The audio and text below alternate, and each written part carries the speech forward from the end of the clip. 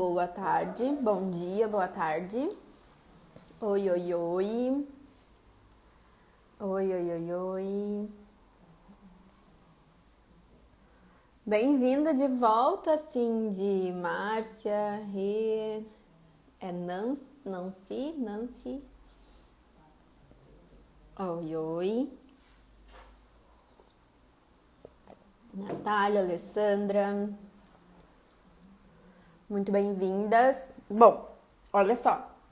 Terça-feira não pude fazer por alguns problemas técnicos pessoais, mas hoje estamos aqui. O assunto que eu quero falar hoje, nós vamos falar hoje, é muito importante e interessante de a gente manter em mente em alguns sentidos. Primeiro, quando se fala em uma alimentação cetogênica, a gente tem a característica de reduzir bastante a quantidade de carboidrato por diversos motivos que eu estou colocando em vários vídeos.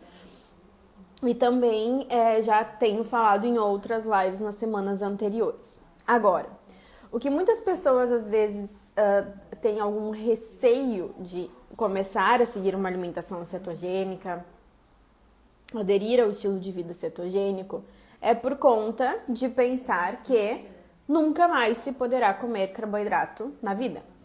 Tem dois aspectos que a gente precisa pensar, e eu sempre faço questão de ressaltar de que quando eu falo em carboidrato, em algum alimento, alguma coisa assim, eu não estou fazendo necessariamente um juízo de valor em relação à característica do alimento, se o alimento é bom, se o alimento é ruim, por exemplo, frutas, alguns outros vegetais e tudo mais.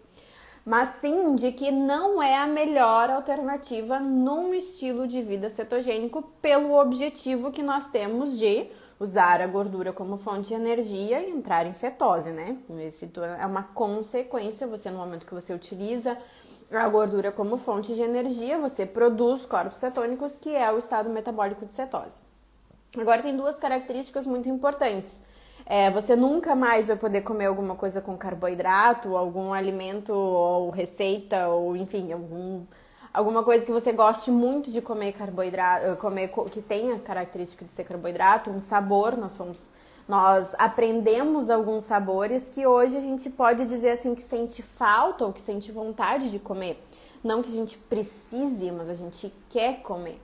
E uma vez que você siga uma alimentação cetogênica, esses alimentos eles não devem fazer parte da rotina, de fazer parte da sua rotina alimentar. Deixa eu dar um exemplo disso, que é o que muitas pessoas várias vezes falam, e eu entendo até mesmo por conta do que nós fomos ensinados a vida inteira, de que precisa se comer frutas, de que se deve comer frutas, deve ter uma variação no prato muito grande e tudo mais. Então, para muitas pessoas, ficar sem as frutas diariamente é um pouco desafiador. E não é a melhor opção, num contexto cetogênico, de que você mantenha o hábito de consumir frutas, principalmente aquelas com grande quantidade de carboidrato, de alto impacto glicêmico, índice glicêmico, e que vai caracterizar, sim, uma elevação na insulina, e isso tudo vai fazer com que o seu corpo mantenha-se utilizando a glicose como fonte de energia e não a gordura. Agora, isso não quer dizer que você nunca mais vai poder comer uma fruta. Uma fruta, vamos colocar em contexto, né? Uma fruta com grande quantidade de açúcar, com grande quantidade de carboidrato e tudo mais, mas sim que você tem que saber determinar qual é o melhor momento para você incluir essa fruta, e quando você fizer essa transição, essa opção de consumir alguma coisa com carboidrato, você tem que preparar o seu corpo para isso. Inclusive, é muito interessante que muitos estudos falam algumas vezes que você seguir uma alimentação cetogênica poderia te tornar resistente à insulina. No caso que o seu corpo não produziria, ou melhor, diabético, assim, pré-diabético, alguma característica nesse sentido. Por quê? Teoricamente, de acordo com esses estudos que tem uma falha, digamos assim, bastante significativa, você não produziria insulina para que as suas células captassem aquela glicose para dentro das células e utilizassem como energia. Acontece que você está num estilo alimentar em que você não tem uma elevação na glicemia muito representativa, você não tem essa demanda de insulina rotineira muito elevada, você tem um controle, que é um dos objetivos que nós temos, você tem um super controle da sua insulina, da secreção de insulina, da sua glicemia e tudo mais. E de repente você vem num contexto assim, e você coloca muita glicose para dentro do seu corpo, talvez você não vai estar otimizado em simplesmente produzir um monte de insulina. É o que acontece, por exemplo, quando nós temos um grande volume de chuva e os nossos bueiros não estão preparados para esse grande volume de chuva e transbordam. Ou seja, o seu corpo não está acostumado por conta desse novo estilo, desse novo hábito que você está seguindo e, modéstia à parte, muito bom, né? Mas o seu corpo não está produzindo e secretando insulina numa quantidade muito representativa. Então, por isso que esses estudos acabam tendo um viés de que como que você vai ter essa produção de insulina representativa no momento que você segue uma alimentação com um controle glicêmico muito grande. Então, tudo isso que a gente precisa ter em mente, né? Ou seja, o seu corpo demanda de uma secreção de insulina assim, sendo que ele não estava tendo que secretar insulina nessa quantidade. Então, isso é muito importante de a gente observar e não ser leitores de resumo, né? Nem todo mundo precisa ler artigo científico, por isso que a gente está aqui trazendo informações, mas a gente precisa ir um pouquinho mais além, que é o que acontece também quando a gente lê sobre gordura saturada, de que gordura saturada faz mal e tudo mais. E grande parte dos estudos que trazem a correlação entre doenças cardiovasculares e consumo de gordura saturada, essa fonte de gordura saturada é aquela que está presente numa alimentação convencional, na dieta americana, digamos assim, numa alimentação convencional, em que mistura demais gordura de péssima qualidade, ou seja, frituras e tudo mais, com uma grande quantidade de carboidrato. Aí sim, a gente tem um cenário de que essa gordura, ela vai fazer mal. Por quê? Porque você tem um excesso de glicose na sua corrente sanguínea. O seu corpo entende que ele vai usar, por você ter esse excesso de glicose, você deve usar a glicose como fonte de energia e não a gordura. E o que você faz com aquela gordura que você consumiu? Você vai fazer estoque. Então, aí sim a gente tem toda uma característica de, por exemplo, esteatose hepática não alcoólica, quando você tem problema de gordura no fígado, quando você tem, por exemplo, um problema de inflamação, que é muito caracterizado pela glicação de proteínas e tudo mais, pela grande quantidade de glicose e também pela grande quantidade de gordura que você vai tendo estocado ali, mas aí entenda que é formação de estoque, que não é o nosso objetivo numa alimentação cetogênica. É claro que a gente pode tudo, né? Sempre falo, você pode tudo numa alimentação cetogênica, inclusive engordar no momento que você não está equilibrado dentro das suas quantidades energéticas. Agora, são duas linhas assim de a gente tem que entender que carboidrato nunca mais, não é bem assim. Agora, você não pode colocar como numa alimentação cetogênica, seguindo uma alimentação cetogênica, não funciona aquilo de só um pedacinho, mas é só um pouquinho, é só isso, só aquilo outro. Por quê? Porque nós precisamos seguir. Entende que não é simplesmente só um pedacinho, é a combinação de um dia inteiro, é a fonte, é o impacto glicêmico. Por isso que, inclusive, no método eu venho falando bastante, a gente trabalhou bastante nessa semana que já está, inclusive, acabando, de decolagem, de a gente fazer uma reconstrução do nosso paladar. A gente precisa perceber o quanto o nosso paladar está viciado com alimentos ou super doces ou super salgados, e isso nos faz muitas vezes comer mais, e que a gente precisa entender que é uma questão de contexto, é dentro de um dia inteiro de alimentação, de impacto glicêmico que você tem a trazer. Vou dar um exemplo que surgiu lá, que foi em relação à quantidade de carboidrato que está reservado dentro dos cardápios para o chocolate, e a pergunta foi se poderia substituir por tâmaras. O que acontece? O chocolate mais de 70%, a gente tem toda uma outra configuração que não única e exclusivamente a presença de carboidrato. Ou seja, no chocolate 70% de verdade, a gente vai ter uma quantidade de açúcar de vinho, não considerando fibra, tá? Porque lembra que quando a gente fala de produtos, é melhor que você não subtraia a quantidade de fibra, porque você não sabe como que foi elaborada aquela tabela nutricional. Então, no chocolate maior de 70%, de boa qualidade e tudo mais, a gente vai ter em média de 22% de carboidrato. Sendo que na tâmara, por mais que uma tâmara tenha 6 gramas de carboidrato, alguma coisa assim, é 96% açúcar. Então, aí a gente tem que entender que não é simplesmente a quantidade de carboidrato, mas sim o impacto glicêmico, qual vai ser a carga glicêmica daquele alimento, daquela refeição que a gente vai ter. No momento que a gente entende que a gente precisa de constância, ou seja, você não quer fazer picos. O que eu quero trazer com isso também é que muitas pessoas às vezes entendem ou pensam ou querem entender que é interessante de a gente reservar, até mesmo por uma questão de paladar, né? Mas assim, reservar toda a sua quantidade de carboidrato para um momento específico do dia e só olhando para a quantidade de carboidrato.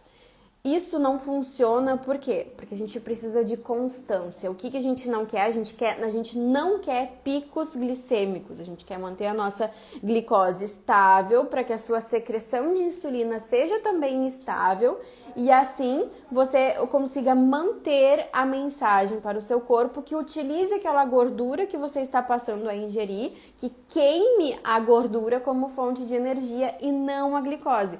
Porque no momento que a gente tem essa mensagem, que é como se fosse um interruptor da luz, enfim, que no momento que você tem a elevação de glicose na sua corrente sanguínea, você vai passar, de forma significativa, você vai passar a utilizar ela. Por quê? Porque o seu corpo entende que glicose demais na corrente sanguínea, a sua glicemia elevada é tóxico. Então, o que ele vai fazer? Ele vai dar um jeito de limpar. Qual é a forma de limpar? É, primeiro, utilizando como fonte de energia. E se você come além da sua quantidade que você precisa para ter energia, você vai fazer estoque. Você vai estocar e esse estoque, que também é o nosso tanque de reserva de glicose no corpo, é muito pequeno. Aquele que a gente estoca como glicogênio é pouquíssima quantidade. Passou desse tanque, você preencheu já esse tanque de glicogênio, você vai passar a fazer gordura. Então, por isso que a gente tem que entender que você não pode... Vou dar um exemplo que acontece muito, sabe? De você reservar, de as pessoas perguntarem, eu posso guardar toda a quantidade de carboidrato para um momento específico do dia? Por exemplo, consumir uma banana. Então, a pessoa...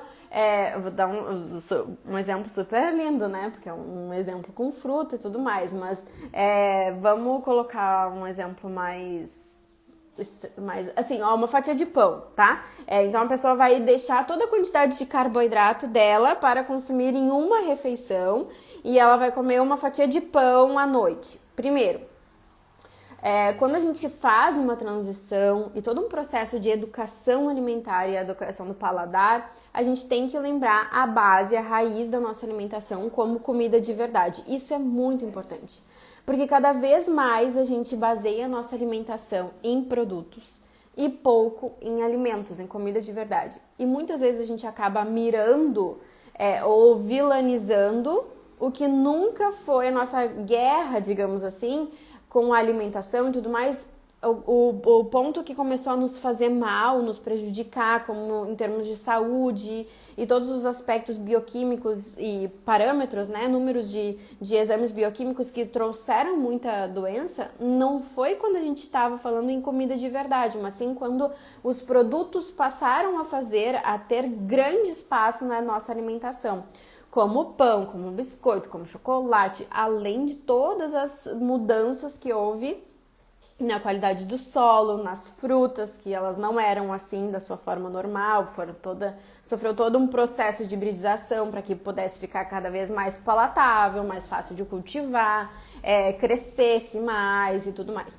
Então, se uma pessoa guarda toda a sua quantidade de carboidrato para consumir uma fatia de pão, por exemplo, a gente não tem uma característica de uma alimentação saudável, de você procurar a base em comida de verdade. Você tem, sim, o consumo de algo que tem um impacto glicêmico muito significativo.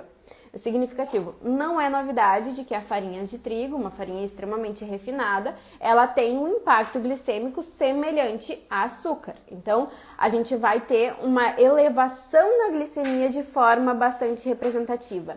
Ah, Raquel, mas eu vou combinar com fatia de queijo, com manteiga, com isso, aquilo outro, para regular o impacto glicêmico. Para você ter uma carga glicêmica mais baixa.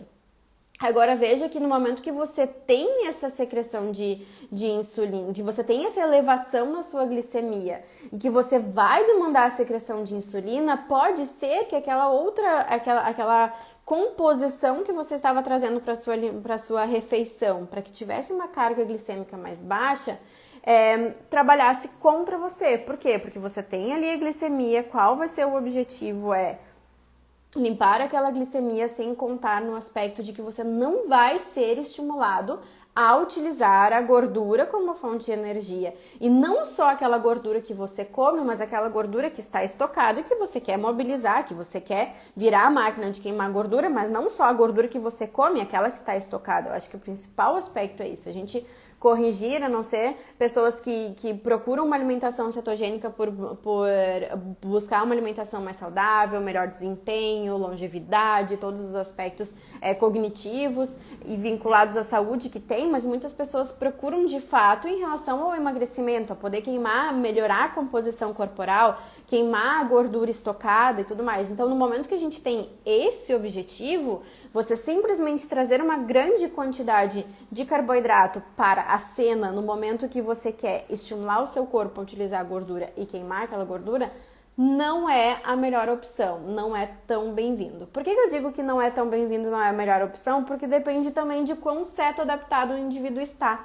Ou seja, de quanto tempo já utilizando a gordura como fonte de energia ele estava, que qualquer fonte, e isso é o principal em relação à cetoadaptação. Quando se está cetoadaptado, o seu corpo já entendeu que como fonte primária de energia, ele vai utilizar a gordura e os corpos cetônicos. Ou seja, não é a qualquer sinal de elevação na glicemia que ele simplesmente vai mudar toda a chave e voltar a queimar a glicose como fonte de energia e deixar de queimar a gordura e produzir os corpos cetônicos. Então a gente tem dois cenários aí que eu ilustrei um pouquinho aqui nessa nossa conversa hoje, em relação a você pensar assim, puxa, no momento que eu vou aderir a uma alimentação cetogênica, eu nunca mais vou comer carboidrato? Não é bem assim. Claro que você vai precisar saber escolher qual é o momento que você vai consumir esse carboidrato. Seja se você vai fazer uma alimentação fora de um contexto cetogênico, que você vai passar quantidade de carboidrato, é importante para que o seu corpo dê conta de secretar insulina, que você faça essa transição para uma alimentação que permita você secretar a quantidade de insulina necessária para mandar aquela glicose que você está consumindo para suas células e que de fato desempenhe o papel de fonte de energia e não simplesmente estoque.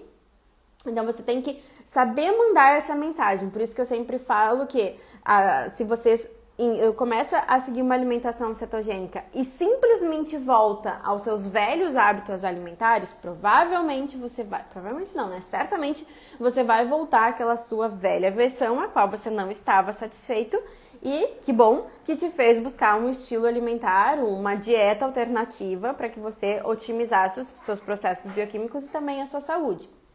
Agora, a gente precisa saber fazer essa transição para que não simplesmente você tenha prejuízos na troca, que a gente saiba de fato utilizar a alimentação cetogênica a nosso favor e não simplesmente fazer de qualquer forma.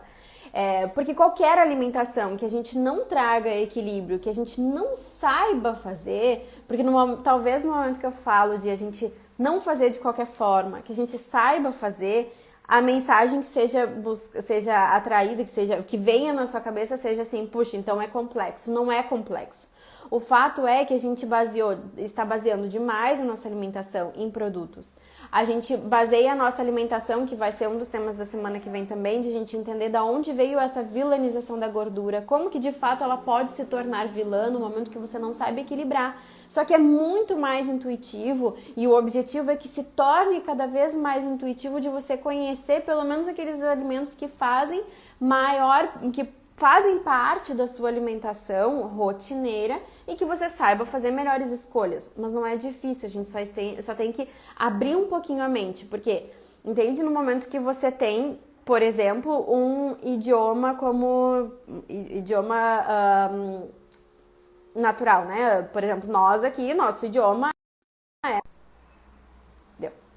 nossa língua é português, a gente fala português. No momento que você vai começar a aprender outro idioma, é um pouco difícil. Por quê? Porque você está pensando em português. Tudo que você pensa, você vai falar uma frase, você já forma ela na sua cabeça em português. No momento que você vai aprender outro idioma, a gente tem aquela trava. Por quê? Porque a gente está acostumado com o português.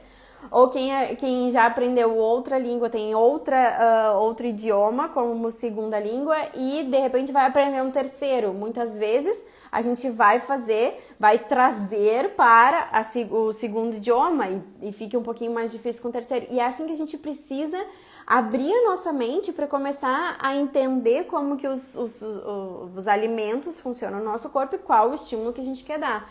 E lembrar sempre da base em comida de verdade. Esse nunca foi o problema. A comida de verdade nunca foi o problema. O problema quando a gente começou a transformar esses alimentos e basear a alimentação em produtos.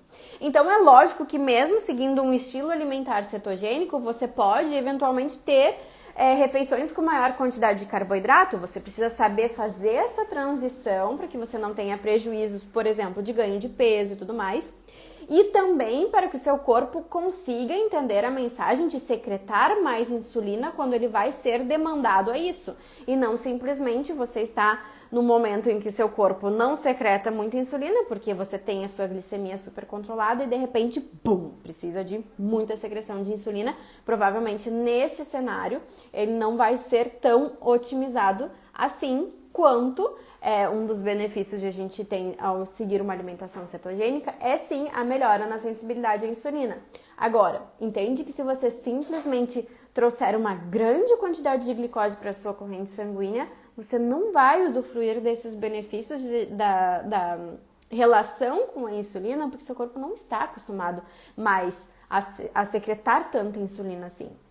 O que é ótimo, até mesmo para que a gente tenha mais sensibilidade. Agora, se você faz essa transição gradativa, conhecendo o seu corpo e tudo mais, você não vai ter nenhum problema. Não torna uma pessoa nem diabética e nem resistente à insulina por você não demandar tanta insulina assim.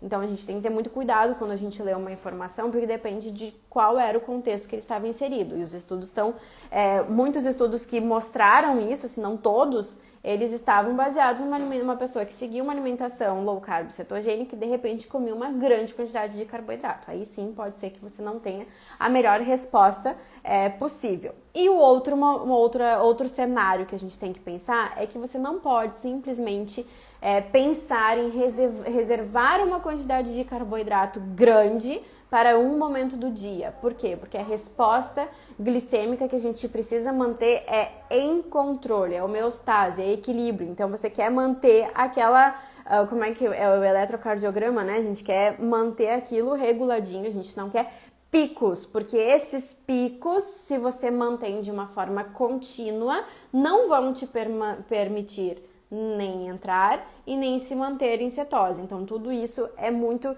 eu sempre falo que é tudo de acordo com o contexto, até mesmo o porquê que eu não gosto de falar do tal do pode ou não pode, porque depende muito de contexto, assim como eu falei para vocês antes. Um indivíduo que, por exemplo, treina bastante, tem uma massa muscular bastante expressiva, tem uma rotina bastante ativa de prática de exercício físico, e já está numa alimentação cetogênica há um tempo, ou seja, já está cetoadaptado, provavelmente e eu já dei esse exemplo aqui para vocês também, provavelmente se ele comer uma quantidade um pouco maior de carboidrato, ele não vai sair de cetose nessa primeira sinalização de elevação na glicemia. E assim acontece também, por exemplo, quando eu saí, que eu rastreei, né, todo esse processo de sair de cetose e tudo mais, no momento que eu estou cetoadaptado, o meu corpo leva em torno de 3 a 4 dias para sair de cetose. Agora, observa bem, o que acontece com o que eu tiro o meu corpo de cetose? É aumentando a quantidade de proteína, aumentando gradativamente a quantidade de carboidrato e reduzindo a quantidade de gordura, porque a gente nunca pode misturar duas fontes de energia. O carro não funciona com álcool e gasolina ao mesmo tempo, e assim nosso corpo também, ele não funciona com essas duas fontes ao mesmo tempo. Por isso que a gente tem que, passo a passo, a gente tem que conseguir manter essa mensagem metabólica para o nosso corpo, para que ele funcione da sua melhor forma.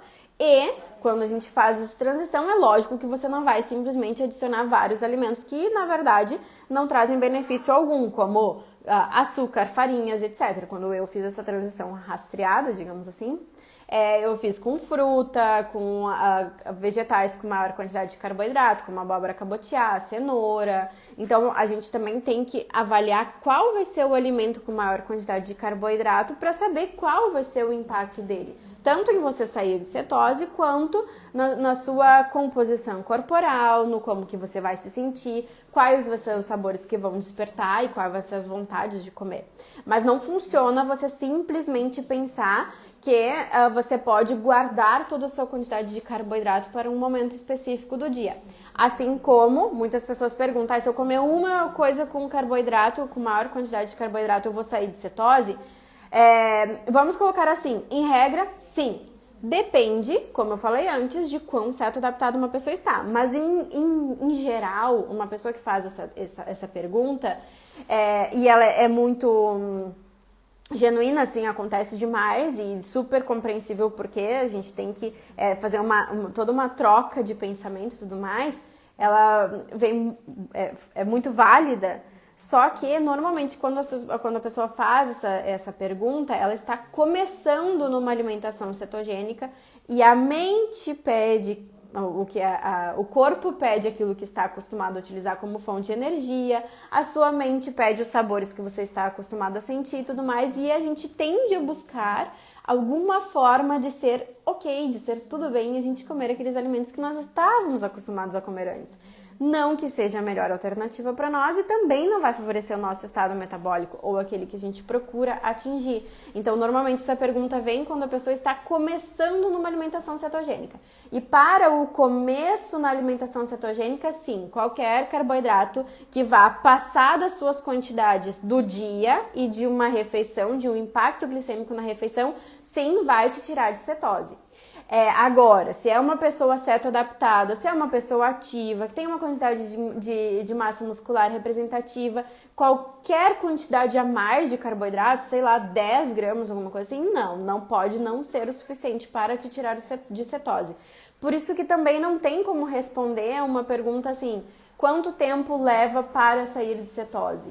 Ou é verdade que se você comer fruta, você vai demorar mais para sair de cetose? Não tem como responder. Por quê? Porque se você comer uma grande quantidade de fruta, já vai ser super suficiente para você sair de cetose. Tudo é dose dependente, tudo é caracterizado pelo contexto, pelo hábito alimentar, pela composição corporal, mas é muito simples, muito mais simples do que a gente imagina se a gente conseguir abrir a mente para ver uma outra verdade.